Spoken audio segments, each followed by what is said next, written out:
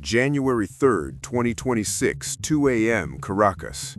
Nicolás Maduro sleeps inside Fuerte Tiuna's steel-reinforced bunker, entirely oblivious that his regime's timeline has violently expired. 150 military aircraft simultaneously launch across the hemisphere, tasked with dismantling his air defenses in mere minutes. By 2:01 a.m., Delta Force operatives breach his impenetrable compound in exactly 47 seconds. The man who thought he was untouchable is arrested in his pajamas, failing to reach his panic room. At 4:31 a.m., the deposed autocrat sits aboard the USS Iwo Jima, blindfolded and handcuffed. The world awakens to this photograph, witnessing the definitive collapse of the self-proclaimed president of Venezuela. But this operation was not born tonight. It was authored years earlier by a regime that brazenly declared the rules did not apply to them. It was triggered by 4 specific crimes, 4 crossed red lines, and a methodical manual of terror executed repeatedly until the world could no longer ignore it. Crime 1. The man executed without a trial. On April 26, 2014, SEBIN forces raided the home of Rodolfo Gonzalez, a 63-year-old retired civilian pilot, dragging him away on fabricated terrorism charges. 2 days later, Maduro personally condemned him on national television, weaponizing the judicial system to lock away a man whose only crime was protesting. For 10 months and 16 days inside the notorious Helicoide prison, state operatives psychologically butchered him, weaponizing his deepest fear, a transfer to the ultra-violent Yare penitentiary. On the night of March 12, 2015, driven to the edge of sanity by the confirmed transfer, Rodolfo hanged himself with his own belt. He was found agonizing by guards who deliberately withheld medical attention, allowing the regime to successfully carry out its first psychological execution.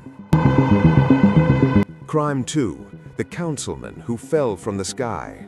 City Councilman Fernando Alban stepped off a flight from New York on October 5, 2018, only to be vanished instantly by SEBIN operatives at the airport. He was taken to the 10th floor of SEBIN headquarters, held not as a prisoner, but as a political hostage meant to be broken into bearing false witness against his colleagues. On October 7th, he was taken to the tribunals. His lawyers were not allowed to see the case file.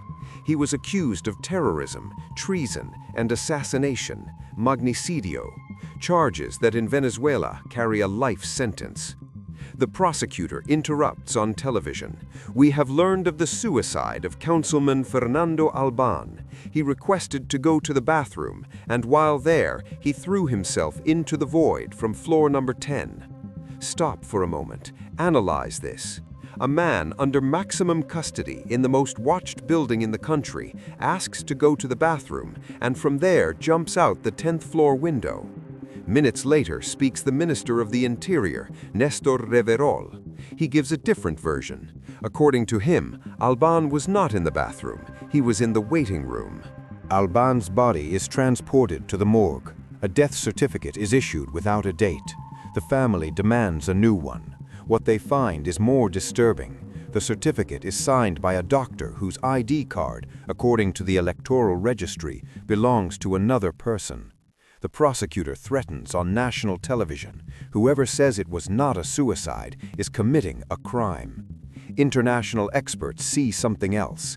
The autopsy analysis indicates signs of torture, water in the lungs, marks of electric shocks, things a fall does not explain. Amnesty International, the UN, and Human Rights Watch classify the case as a death in custody that requires an independent investigation. No one was judged, no one paid. The prosecutor who threatened to criminalize doubts remains in his post. Fernando Alban walked into the SEBIN on October 5th. On October 8th, he came out in a body bag. That's how long it took the regime to silence him.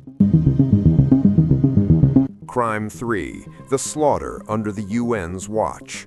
In June 2019, while the UN High Commissioner for Human Rights walked the streets of Caracas, military intelligence operatives were butchering Navy Captain Rafael Acosta Arevalo in their basements. Over 7 days of unfathomable torment, DGCIM agents subjected him to crucifixions, plastic bag asphyxiation, extreme electrocution, and the psychological torture of threatening his kidnapped family. When he was finally presented to a judge on June 28th, he was no longer a soldier. He was a shattered, paralyzed shell in a wheelchair. With missing fingernails and a body obliterated by blunt force, he used his final breath to whisper a single word: help. After his inevitable death hours later, the regime's prosecutor mocked the justice system by charging 2 low-ranking lieutenants with accidental manslaughter, shielding the high command from a state-mandated murder. Crime 4. The live-streamed assassination. On January 15, 2018, rebel police inspector Oscar Perez and 6 companions were cornered by a heavily armed military battalion in the mountains of El Junquito. At 7:15 a.m., bleeding and desperate, Perez broadcasted his surrender live on Instagram, begging for a prosecutor and pleading for the lives of the civilians trapped inside. The state's response to a white flag was a merciless barrage of RPGs, high-caliber munitions, and grenades launched directly into a civilian structure.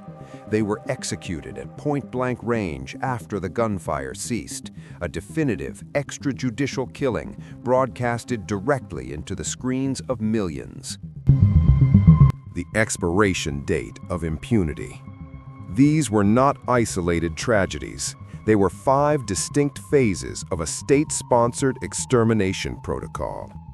The regime's fatal miscalculation culminated in July 2024, when Maduro blatantly stole a presidential election that the opposition had verifiably won with 67% of the vote.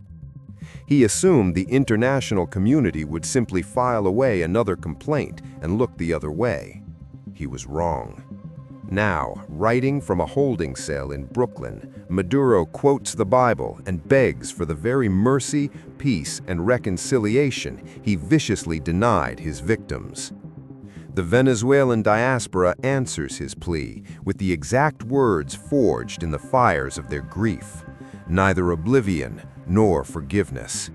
Absolute power is merely a delayed death sentence, and impunity always carries an expiration date. Maduro finally understood this in his pajamas at 3:30 in the morning, as his impenetrable steel doors crashed down around him and the ultimate bill came due.